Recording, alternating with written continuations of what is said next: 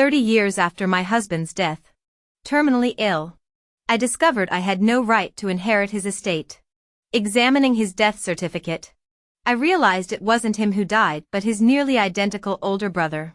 The joint burial documents for his brother and sister-in-law contained John's authentic signature. He'd supposedly perished in a lab explosion, leaving no remains, while my grief-induced miscarriage took our only child. Now I understood his faked death served to support his widowed sister-in-law. The nephew I'd cherished was actually their biological son. Confronting him, I overheard their conversation. "John, isn't it cruel to leave everything to our child instead of Ivy?" "Hardly. Had she not interfered, I wouldn't have needed to assume my brother's identity. She's dying anyway. If she discovers the truth, she'll beg for mercy. We'll just buy her a cheap grave." Destitute and untreated, I died in agony. Reopening my eyes, I found myself reborn the day after John's staged death. My gaunt reflection confirmed this second chance. Lingering phantom pains from my terminal illness vanished when familiar voices from the funeral parlor's lounge froze my blood. "John, please, gently." Lily moaned John's name. Their passionate entanglement continued as she gasped. "Aren't we being too harsh on Ivy?" John's voice, so cold with me, now dripped honeyed lust. "I gave her a child and promised lifelong care as her brother-in-law. More than she deserves." His next words shattered me. "Without faking my death, how could we explain your pregnancy? Our child's legitimacy matters. Ivy's sacrifice was necessary." Lily's giggle pierced my soul as John added, "Besides, her prudishness could never compare to your fire." Nails drawing blood from my palms, I realized the nephew I'd raised was their love child. Our 5-year marriage had been ice. He'd scrub his skin raw if I touched him. Even when I begged naked for intimacy, he'd silently cloak me and leave. 2 months ago, his sudden week-long passion made me hope, only to realize he'd been ensuring my pregnancy before disappearing. My baby became consolation prize while he tended Lily's womb. But my child deserved life. Agony ripped through me as blood pooled at my feet. Someone screamed, "Mrs. Wilson's collapsing. Fetch Henry, he's a doctor." No response came from the lover's den. John's final betrayal echoed, "Better this way, without her brat. Ivy will devote herself to our son." My bitter laughter dissolved into void. His lifelong care meant raising his bastard while I withered. As darkness claimed me, I vowed, this rebirth would be their reckoning. Just as I was about to collapse, strong hands suddenly steadied me. When I awoke in the hospital, I hazily overheard John arguing with someone. "Professor," the voice challenged angrily, "Mrs. Wilson just survived massive hemorrhaging. You'd really abandon her to tend to your sister-in-law?" John's reply carried hesitant resolve. "Lily was traumatized by Ivy's miscarriage that day. I have to go. But your sister-in-law only sustained minor injuries. Even the doctors said it's nothing serious. Unlike Mrs. Wilson's situation." "Enough." John cut him off sharply. When I finally opened my eyes, only the unfamiliar man remained at my bedside. "Thank God you're awake. Mrs. Wilson, you've been unconscious for 3 days." His relieved expression brought me no comfort, only fresh, twisted bitterness. This man knew the truth too, yet chose to help John deceive me. My voice turned icy. "Leave. I don't need you here." Instead of obeying, the man settled deeper into his chair. "With the professor gone, it's my duty to care for you properly." His sanctimonious manner made my skin crawl. Overwhelmed by frustration, I slapped the chicken soup from his hands. "Get out. I want no one's pity." To my surprise, Martin simply regarded me with calm eyes. After I'd calmed, he cleaned the mess and brought me brown sugar water. "Drink this. Your health matters most." His voice held unexpected conviction. I later learned he was Martin, John's executive assistant. His persistent care gradually thawed my defenses enough for occasional conversation. One day, I glanced at his struggling attempts to solve an advanced chemical formula and casually provided the solution. "How do you know this?" Martin gaped. Avoiding his gaze, I stared distantly at the wall. The lab that exploded, the Ivy Peter Organic Chemistry Lab. Ivy was me. Peter was him. Before marriage, I'd been a prodigious chemist who abandoned my international career at my family's insistence. I'd hoped co-founding this lab would strengthen our bond, never imagining John would detonate my life's work when convenient. Noticing my bleak expression, Martin hesitantly ventured, "Mrs. Wilson, Henry has been asking about your recovery 3 times daily. Stop." My interruption froze his words. "You know what day the explosion occurred?" "My birthday. Our lab's 3rd anniversary. To protect Lily, John had obliterated both my professional legacy and crumbling marriage. This blood-soaked betrayal deserved no forgiveness." Martin fell silent, guilt lowering his eyes. Though unspoken, we both knew John visited nightly. Once, I felt familiar cold cream-scented fingers brush my cheek as whispered apologies ghosted through the darkness. "Ivy, I'm so sorry. But Lily needs me now. There's no turning back." The next morning, I accepted the overseas lab position whose offer had arrived via express mail on the day John faked his death. Last lifetime, I'd wasted years mourning our dead marriage. But why cling to ashes after he destroyed my lab? Our child. Every shred of love? At discharge, I turned to Martin. "Free later? I need help buying a red dress." My empty wallet necessitated assistance. But deeper currents swirled beneath the request. "I've been begging John for ages to buy me that red dress he never got around to. My mother passed early. And before my father died arranging my marriage, he made John promise to treat me well. Dad told him I'd loved red since childhood, that if John truly cared, he'd buy me a crimson dress. But the stores happened to be closed that day. And by the time John returned to the hospital, my father had already drawn his last breath. No matter how I pleaded afterward, John refused to honor that deathbed promise. Now I finally understand some things can't be obtained through begging. At the department store today, I unexpectedly collided with John and Lily. John carried numerous shopping bags while gazing adoringly at Lily trying on clothes. "Take your time," he murmured. "We'll visit more shops. Then try the wedding banquet menu at the state-run restaurant." He froze upon seeing me. "This dress would be perfect for renewing your vows." "Ma'am." A salesgirl broke the tension, holding up the store's only red dress. My breath caught. John's expression darkened as his eyes darted between me and Martin. Through gritted teeth, he spat. "Henry hasn't been gone 2 months. Ivy, is this how you honor your husband's memory, gallivanting with another man?" Ignoring him, I asked the salesgirl, "How much?" Before she could answer, Lily intervened sweetly. "Oh dear. Maybe we should let the widow have it." John slammed his wallet on the counter. "Triple price." Martin stepped forward calmly. "Quadruple. In military savings bonds." John's face purpled. "You trying to humiliate me?" "Martin? My duty to my mentor's widow," Martin stated, shielding me. "Need I remind you she's free now?" Lily tugged John's sleeve. "Let them have it." "Darling." John glared at me. "Is this how you treat family? Did Henry teach you such disrespect?" The absurdity choked me, always expected to yield. Even to Lily's fake fragility. Martin advanced, forcing John back. "Enough." A sudden surge of shoppers knocked me against the doorframe. Blood blurred my vision as I glimpsed John shielding Lily, never glancing my way. That final delusion shattered. After clinic bandages, I declined Martin's escort, returning to what was once home. Our wedding photo had been replaced with John and Lily's lavish portrait.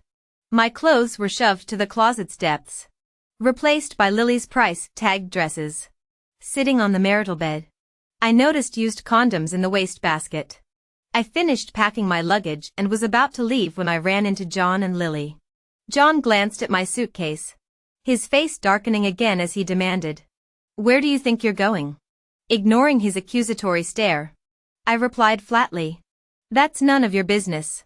John, you should focus on your own family matters." His brows furrowed at my unusual tone. "Ivy, are you trying to run off with Martin? Have you forgotten my brother just died?" Can't wait to jump into another man's bed? I never realized how desperate you were. I almost laughed at his self-righteous act. The real traitor here was him. Yet he dared question my loyalty? As I tried to walk away, he blocked my path. Taking a deep breath, John forced out through gritted teeth. Lily and I are getting married in 3 days. You'll be her bridesmaid. This is your sister-in-law's request, surely you won't refuse? Lily's sly gaze made my chest tighten. When I stayed silent, John's tone softened. Stop being difficult. Ivy. I'll take responsibility for you as long as you help care for our future children. The audacity made me speechless. He expected gratitude for crumbs of attention while flaunting his affair? John mistook my silence for compliance. I watched them retreat to the master bedroom before finally grabbing my worn leather bag. Across town, John couldn't shake his unease. When Henry died, Ivy had been hysterical, screaming to join him in the coffin.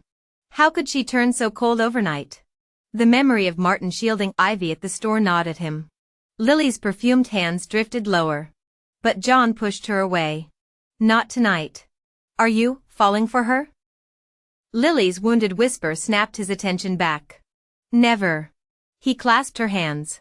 I just hate that this leech will burden us for years. He repeated the lie until he believed it. At the wedding venue, John's knuckles whitened as his secretary reported. We can't find Ivy anywhere. What about Martin? He's gone too. The world spun. Ivy, who'd worshipped him, abandoning everything. The image of Martin protecting her resurfaced. Choking him. This has to be a mistake. John lunged toward the exit. But Lily's grip anchored him to the altar. John. What's wrong with you? Lily looked at him with tear-filled eyes. Her voice trembling. The term of endearment sent a wave of disorientation through John. This was exactly what he'd wanted, to replace his deceased brother as Lily's lifelong companion. To fulfill his responsibilities as a man. Yet the harder he tried to convince himself, the more vividly Ivy's stubbornly composed face appeared in his mind. The sight of Lily's exquisite white organza gown twisted his heart. When he'd married Ivy, their careers were just beginning. Resenting the arranged marriage forced by their families, he'd cut every corner. Even Ivy's wedding dress had been a clearance rack rental from a bridal shop. He remembered Ivy's lingering touch on the elaborate gowns she couldn't afford, swallowing her desires for his sake. He'd known her unspoken wishes but remained silent. Ivy had always sacrificed herself to avoid burdening others. Even when receiving his fake death notice, she'd calmly coordinated laboratory affairs before finally breaking down at the funeral. The memory of her gaunt, pale face during those days pierced John's heart with unfamiliar pain. Though Lily clung to his arm, John remained at the reception. Throughout the ceremony, he picked at his food with such visible distraction that guests exchanged concerned glances. Lily's expression darkened with each passing moment. But John remained oblivious, his mind wholly occupied by Ivy. The moment formalities ended, John rushed home during Lily's family toast.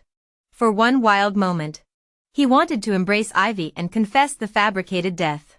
But the house stood empty. On the dining table sat the wedding ring he'd reluctantly slipped on her finger, and the plum blossom watch from Henry, meant for the Wilson family matriarch. His breath caught at the trash can containing their carefully preserved photo albums. Sudden panic surged through him as he dialed his assistant with trembling fingers.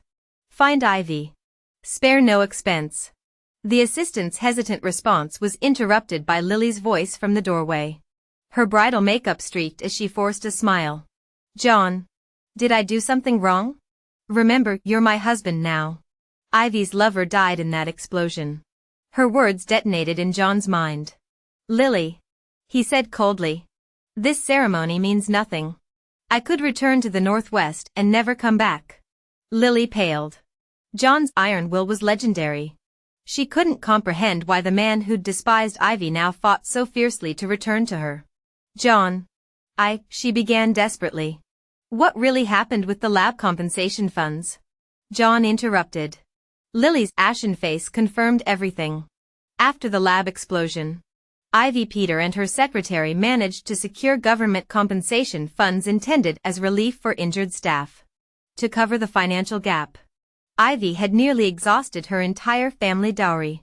Yet her secretary just revealed that Lily had secretly diverted half the funds for wedding expenses while John wasn't looking. Did you forget this money was meant to save lives? People are still hospitalized from that accident. John ground out through clenched teeth, watching Lily collapse on the floor. He bitterly regretted ever choosing this woman over Ivy. You have 3 days to return every cent, or I'll show no mercy, family or not.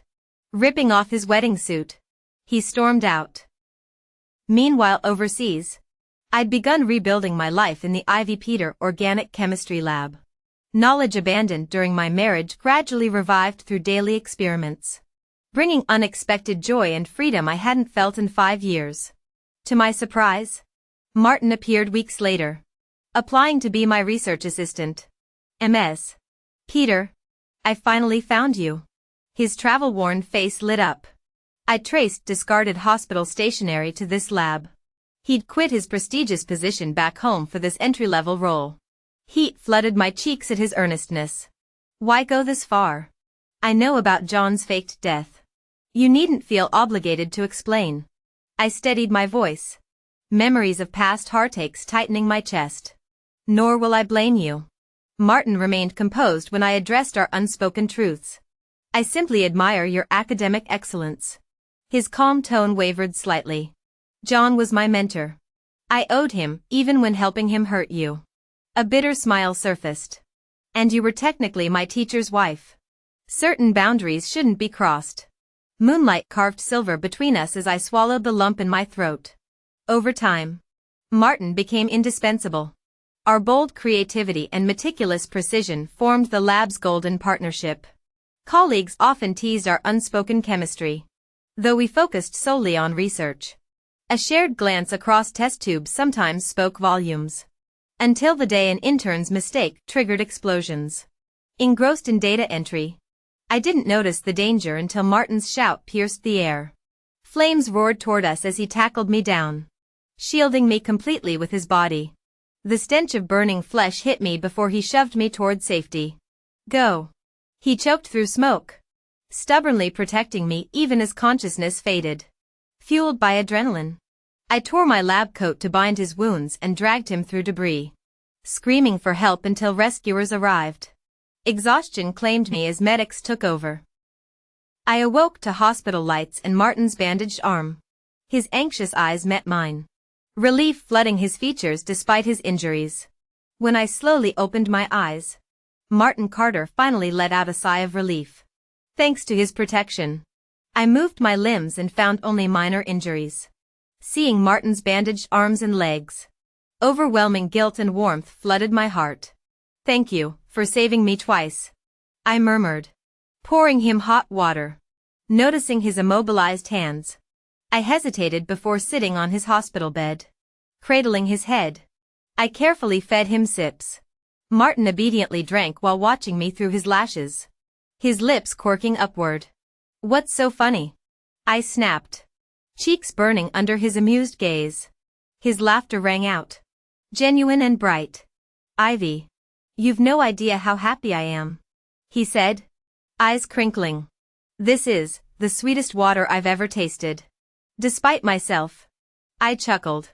Something in my heart seemed to be slowly melting. Martin suddenly stiffened, gaze locked on the doorway. Following his stare, my breath caught. John Wilson stood there, gaunt, with silver streaking his temples. The man I'd once dreamed about during lonely nights abroad now looked like a stranger. Why was he here? He'd successfully faked his death to build a new life with Lily Anderson. Why disrupt our peace now? John's face contorted seeing me supporting Martin's head. He strode forward, gripping my arm. Let's go home, Ivy. His commanding tone sent shockwaves through me. But I shook free. What nonsense is this? My husband died months ago, I stated coldly. Didn't you choose Lily yourself? John's knuckles whitened, venomous glare shifting to Martin. Would you really abandon me for him? The threat in his voice almost made me laugh. Listen carefully, I enunciated. My choices are mine alone. Why must I choose anyone? I'm perfectly content alone. The man called John Wilson is dead to me. Color drained from John's face. Ivy. I am John. I didn't die. Let me explain. He grabbed my wrist again. Desperation cracking his voice. Whatever lies Martin told you. I still love. The sharp slap echoed through the room before I realized I'd moved. John staggered back. Hand pressed to his reddening cheek as Martin watched silently. John Wilson. You don't have to project your own depravity onto others. At the very least. Martin doesn't know about that time you and Lily got carried away at the funeral home. My patience finally snapped. Frost creeping into my voice. John froze when I exposed his passionate encounter with Lily. How did you? I scoffed. Turning away sharply. Fate had granted me a second chance to uncover these truths. Ivy. Please believe me. It's all misunderstandings. John's voice cracked with desperation when I rolled my eyes. His breath hitched suspiciously. Enough. I cut through his feeble excuses. John. There's nothing left to say here. Even if your death was accidental? What about your child with Lily? The Ivy Peter organic chemistry lab you blew up? Your wedding ceremony with her? Are you claiming ignorance about all these too? Old wounds throbbed unexpectedly, not for him. But for the naive girl who'd once thrown herself into this mess. Ignoring his ashen face. I pressed on. If I'd stayed. Would you still pat yourself on the back for allowing me to remain with the Wilson family? Was I supposed to mourn you forever while raising your love child? My voice rose. You just enjoyed playing two women against each other. Thinking I couldn't survive without you. Listen well. John, I have dignity too. You don't get to trample on my heart anymore. With each word, more color drained from his face. Twin tears tracked down his cheeks before Martin and me. Martin sighed heavily, glancing at my impassive expression in surprise. I simply watched John with glacial calm. All storms within me quieted. Clearing his throat. John nodded at Martin. Take care of Ivy. His farewell smile and lingering glance preceded his exit from the hospital room. The shared exhale Martin and I released could have powered wind turbines. It's finally over. I smiled, feeling decades of chains fall away. Martin studied me with newfound gravity. Ivy, you've grown. Our laughter mingled as we gazed at the drifting clouds, until a plummeting figure shattered the moment. The sickening impact below triggered nurses' screams. No. It can't be, Martin rasped. Struggling upright. They wheeled John's broken body past us minutes later. He'd leapt from the 12th floor rooftop without hesitation. The doctor's stethoscope hovered uselessly. Prepare funeral arrangements. John's secretary arrived later with revelations, after my departure. The Wilson family's ventures crumbled. Rebuilding the destroyed lab proved impossible. And Mr. Wilson, he lost all passion for research after you left. I wordlessly handed the urn to the secretary. Time would handle the rest. When Martin recovered, we resumed our interrupted experiments at the Ivy Peter Organic Chemistry Lab. Some legacies deserve rebuilding.